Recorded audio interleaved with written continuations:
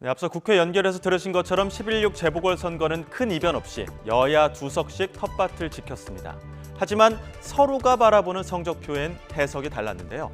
개혁신당 이준석 의원은 월세살이로 사활을 걸었지만 결국 한 석도 얻지 못한 조국 대표에 대해 선방했다는 평가를 내놨고, 이재명 대표에 대해서는 이겼지만 꺼림칙할 거라고 해석했습니다. 어떤 이유 때문일까요? 들어보시죠. 그게 그러니까 조국혁신당 입장에서는 뭐 나쁘지 않은 성과일 겁니다. 왜냐하면 어쨌든 전라도 지역에서 20%대 득표율을 가졌다는 것만으로도 어쨌든 나중에 혹시나 대선 국면에서 조국혁신당이 독자 후보를 내게 됐을 때 상당한 표를 잠식할 수 있다는 능력을 보여준 거거든요. 그럼 이재명 후보가 영남 출신인데도 불구하고 이재명 대표에 대한 영남 득표율은 생각보다 그렇게 잘 나오지 않았다 이렇게 평가하고요. 하지만 반대로 이번에 호남에서 벌어진 군수선거 둘 같은 경우에는 그래도 정권 교체나 이런 거에 있어가지고 맏형은 민주당이다.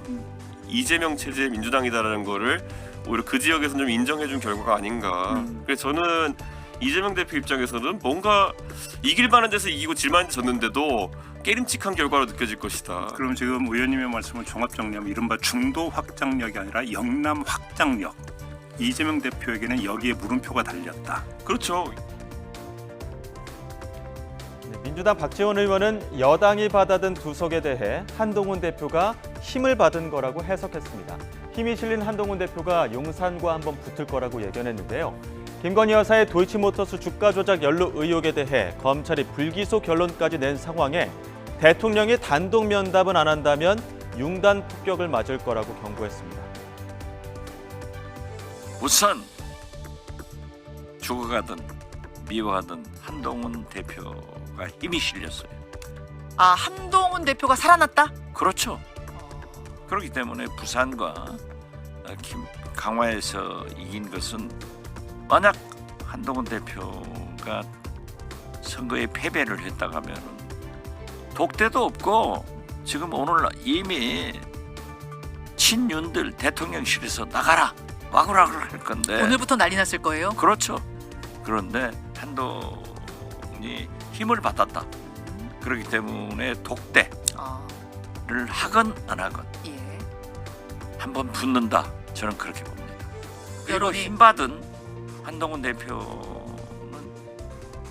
발언을 하지 않을 수 없어요. 그런데 대통령이 독대를 안 한다? 이러면 진짜 융단 폭격 맞는 거죠. 할 거예요. 하는데 여기에서 저는 한동훈 대표가 지금처럼 모든 얘기를 할 수 있어야 되는데 대통령 기회 질려가지고 못하고 나오면은 한동훈의 미래는 없어요.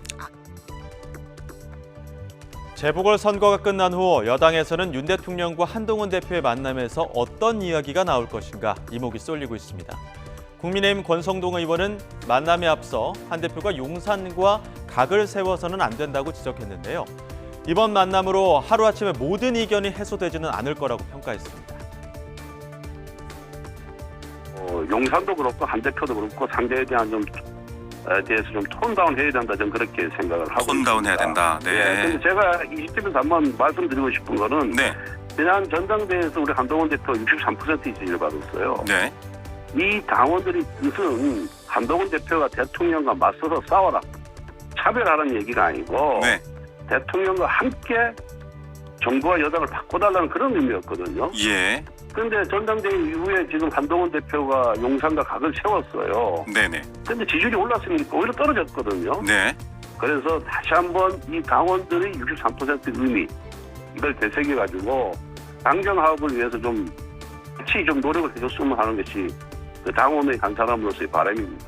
지금 아마 물밑에서 이 당 대표실하고 용산의 비서실하고 물밑에서 대화가 있지 않겠어요? 그런데 하루아침에 만나가지고 이견이 금방 해소되지는 않을 거다, 이렇게 생각이 들고, 한 번이 아니라 한 번에 안 되면 2번 또 3번 이렇게 만나서 의견을 조율할 필요가 있다고 생각합니다.